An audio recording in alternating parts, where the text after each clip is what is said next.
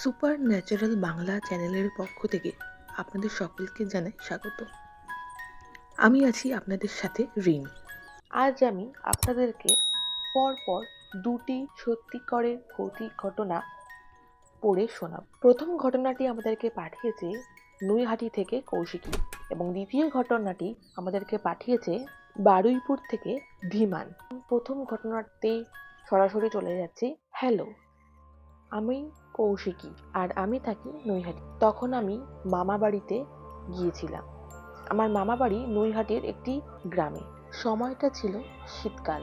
আমাদের মামা বাড়ির গ্রামে একটা বনভোজনের আয়োজন করা হয়েছিল। এটা যে সময়কার ঘটনা, সেই সময় আমি ক্লাস 10-এ পড়ি। স্কুলের ছুটি পেলেই আমি আমার মামা বাড়িতেই চলে যাই। তাই বনভোজনের কথা শুনে আমি সেদিনকে সকাল থেকেই মামা বাড়িতেই থেকেছি। সকাল থেকে মামা বাড়িতে চুটিয়ে আড্ডা দিয়েছি। তারপরে সবাই মিলে দুপুরের খাবারও খেয়েছি। আমাদের গ্রামের যারা পাড়া প্রতিবেশী সবাই যেন একটা বাড়ির মতোই, সবাই এসে একসাথে মজা করছে। রাত্রেও খাবার আয়োজন করা হয়েছে। আমি ভেবেছিলাম যে রাত্রির বেলাটা মামা বাড়িতে থেকে পরদিন সকালে বাড়ির দিকে রওনা হব। হঠাৎ করে আচমকা একটা ঝড় হয়ে বৃষ্টি শুরু হতে শুরু করলো। প্রায় 9টা তখন বাজে আর চারিদিকটায় কিরকম একটা মিশমিশে অন্ধকার হয়ে গেল। যদিও আমাদের মামা বাড়ির গ্রামে আলো এসেছে, কিন্তু ঝোড়ো হাওয়া বইবার কারণে কারেন্ট চলে যায় এবং চারিদিকটা নিমিষে অন্ধকার হয়ে যায়। তখন আমার মা বাবা আর আমি ঠিক করি যে রাত্রিবেলায় ওখানে আর না থেকে বাড়ির দিকে রওনা দেব। রাত তখন প্রায় 9টা।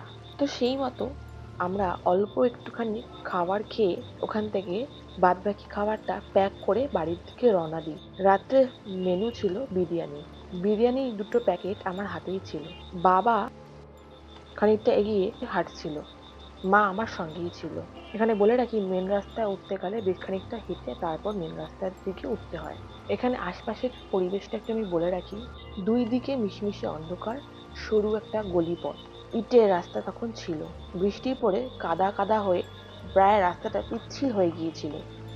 আমি আর মা একে অপরের সাথে সেরকম কোনো কথা বলছিলাম না, শুধু তাড়াতাড়ি করে হেঁটে হেঁটে যাচ্ছিলাম। আমার পরনে একটা লম্বা স্কার্ট পরেছিলাম আর ওপরে একটা বড় টপ পরেছিলাম। আমার দুই হাতে বিরিয়ানির প্যাকেটটা ছিল। তো মা আমাকে এমনিতেও বলেছিল যে বিরিয়ানির প্যাকেটটা এরকম ভাবে নিয়ে যাচ্ছিস, বাবার হাতে দিয়ে দে। আমি বললাম না না, আমি নিতে পারবো। তখনও একটা হালকা গুড়ি গুড়ি বৃষ্টি পড়ছিল। একটু পথ যেতে যেতেই আমার যেন মনে হলো কেউ আমার স্কার্ট ধরে টানছে।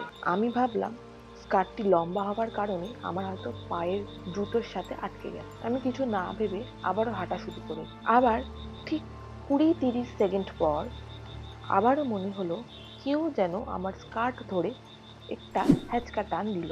আমি আবারও ভাবলাম এটা মনে হয় আমার মনের ভুল। তারপর আবারও কিছু না ভেবে হাঁটতে আরম্ভ করি। আবার সেই 9 থেকে 10 সেকেন্ড পর কেউ যেন আমার স্কার্ট ধরে আবারও টান মারলো। এবার আমার বেশ ভয় লাগতে শুরু করলো। বারবার তো এটা মনের ভুল হতে পারে না আমার। ভাবছিলাম মাকে কিছু একটা বলবো, কিন্তু আমার মা বেশ ভীতু প্রকৃতির। এমনিতেই ওই রাস্তা দিয়ে যেতে একটু ভয়ে ভয়েই তার লাগছিল, তাই মাকে আমি বলতে আর চাইনি। আমি চুপচাপ রাস্তা দিয়ে হেঁটে যাচ্ছি আর মনে মনে ভাবছি কখন এই রাস্তাটা শেষ হবে আর আমরা মেন রাস্তাতে গিয়ে উঠবো। তারপর আবারও চলতে শুরু করি।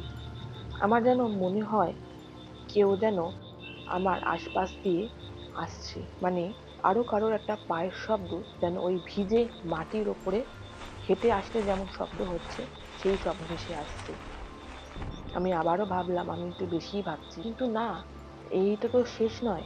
সেইটি বলতে গেলে আজও আমার গায়ে কাঁটা দিয়ে ওঠে। আমি ভেবেছিলাম যে যা হচ্ছে হোক, শুধু রাস্তাটা অতিক্রম করতে হবে, কিন্তু সেই সুযোগটা আর হলো না। এরপরে যে আমার স্কার্টটি ধরে টানছিল সে এমন জোরে আমার স্কার্টটি টানতে শুরু করে যেন মনে হচ্ছে আমার স্কার্টটি খুলে চলে আসবে। আর কেউ যেন আমার কানে এসে বলছে, মাংসগুলো দিয়ে যা, আমাকে মাংসগুলো দিয়ে যা।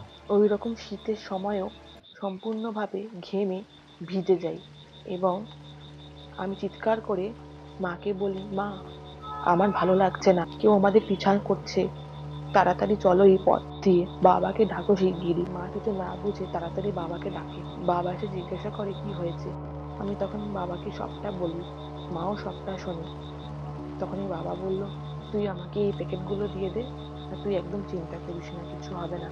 এই বলে প্যাকেটগুলো বাবাকে দিয়ে দিই, আর তারপরে মায়ের হাত ধরে হাঁটতে শুরু করি।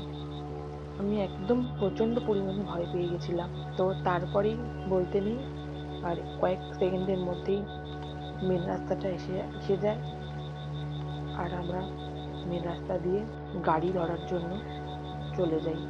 তো সেই যাত্রায় আর কিছু হয়নি আমার সাথে। আর বাবা বলেছিল যে তুই একদম ভয় পাবি না, আর একদম কিছু ভাববি না যে কিছু আছে, তাহলে এই জিনিসগুলো আরো তুই বসে। তো তো তারপরে তারপরে নির্বিঘ্নে বাড়িতে পৌঁছে যাই, এবং চারিদিকটা তারপরে আলোকিত হয়ে গিয়েছিল, কারণ আমরা মেন রাস্তায় চলে এসেছিলাম সেই জন্য। তো তারপরে আর কোনো সমস্যা হয়নি। তো এই ছিল আমার ঘটনা। ধন্যবাদ। তো এটা ছিল কৌশিকীর সাথে ঘটে যাওয়া একটি সত্যি করে ভৌতিক ঘটনা।